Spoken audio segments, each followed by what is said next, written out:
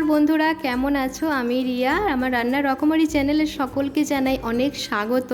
দুপুরবেলায় খেতে বসলেই মনে হয় অনেক দিন বিয়ে বাড়ি যাইনি, বিয়ে বাড়ির রান্নার মতো মনে হয় ঘরের রান্নাগুলো হয় না। কিন্তু আজকে আমি তোমাদের সাথে এই রেসিপিটি শেয়ার করলে পুরো বিয়ে বাড়িরই স্বাদ পাবো। দুপুরবেলায় খেতে বসলে মনে হবে বিয়ে বাড়িতেই বসে খাচ্ছি। তো চলো রেসিপিটি তাহলে একবার দেখে নেওয়া যায়। আমি দেবো রসুন কুচি আর পেঁয়াজ কুচি, তারপরে পুঁই শাকের ডাঁটা আর পাতাগুলোকে আমি আলাদা করে রেখে দিয়েছি। তাই আমি কোনো প্রকারভাবে জল ব্যবহার করব না। এই রান্নাটি শুধু ঢেকে ঢেকে রান্না করা হবে। যে ডাঁটা আর পুঁই শাক পাতাগুলোকে আমি আলাদা রেখেছি। আলু আর কুমড়ো দিচ্ছি, এতে তুমি অনেক রকমের সবজি ব্যবহার করতে পারো। আমি আর আলু কুমড়ো দিয়ে শুধু রান্না করব।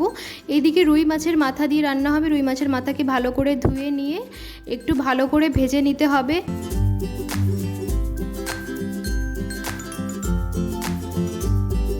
মাথা যেই তেলে ভেজেছিলাম সেই তেলেই আমি রান্না করব। আমি দিয়ে দেব দুটো শুকনো লঙ্কা আর দিয়ে দেব থেতো করা রসুন। রসুনটি একটু লাল লাল ভাজা হবে। রসুনটি থেকে একটি সুন্দর গন্ধ বেরোলে আমরা দিয়ে দেব এতে 5 ফোড়ন। 5 ফোড়নটি একটু দিয়ে আর 1 মিনিট বাদেই আমরা এতে পেঁয়াজ কুচি দিয়ে দেব।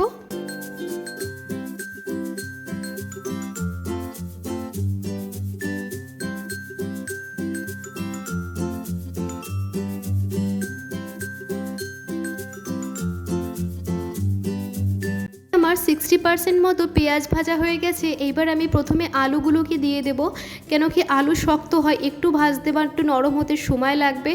আলুটি একটু লাল লাল হালকা ভাজা হয়ে যাওয়ার পরে ডাঁটাগুলো দেব, কেন কি আমি এই রান্নাতে কোনো প্রকারভাবে আমি জল ব্যবহার করব না। তার জন্য আমি সর্বপ্রথম ডাঁটাগুলোকে দেব, কেন কি ডাঁটাগুলো একটু শক্ত হয়। আমি নুন দিয়ে কিছুক্ষণ নাড়াচাড়া দিয়ে আমি রান্নাটাকে ঢেকে রাখবো, কেন কি এই রান্নাটায় কোনো জল ব্যবহার হবে না। তার জন্য একে ঢেকে ঢেকেই রান্না করতে হবে। এগুলো একটু অন্যরকম রং হওয়ার পরেই আমি এবার দিয়ে দেব কুমড়োগুলো।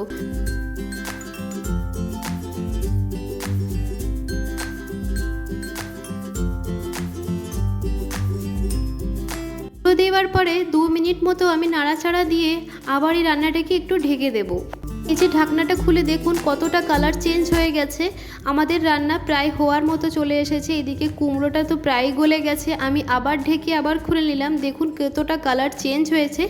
এইবার আমি পুঁই শাকের পাতাগুলোকে দিয়ে দেব, কেন কি পাতা খুব সহজেই নরম আর গলে যায়। দেওয়ার পরে কিছুক্ষণ নাড়াচাড়া দেওয়ার পরেই এর মধ্যে আমি দিয়ে দেব সেই রুই মাছের মাথাটি দিয়ে আবার আমি গোটা মাথা উপরে রেখেই আমি আবার ঢেকে দেব।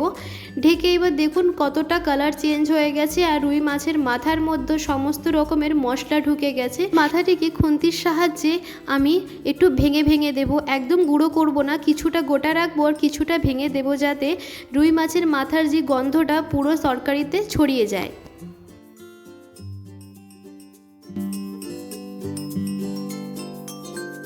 আমার পুঁই ছেঁচড়াটি 90% হয়ে গেছে। আমি একে কিছুক্ষণ আর একটু নাড়াচাড়া দিয়ে এটি নামিয়ে নেব। এতে আমি কোনো রকম প্রকারে লাস্টে কোনো মশলা ব্যবহার করিনি। এইটাকে আপনি গরম ভাতের সাথে বা রুটির সাথেও খেতে পারেন। ছেঁচড়াটি আমার সম্পূর্ণভাবে তৈরি হয়ে গেছে। এই পদ্ধতি দিয়ে রান্না করলে অবশ্যই বিয়ে বাড়ির স্বাদটি পাবেন। রেসিপিটা যদি আপনাদের ভালো লেগে থাকে please like, comment, share and subscribe করতে ভুলবেন না। নতুন একটি রান্না নিয়ে আবার দেখা হবে। সবাই ভালো থাকবেন। ধন্যবাদ।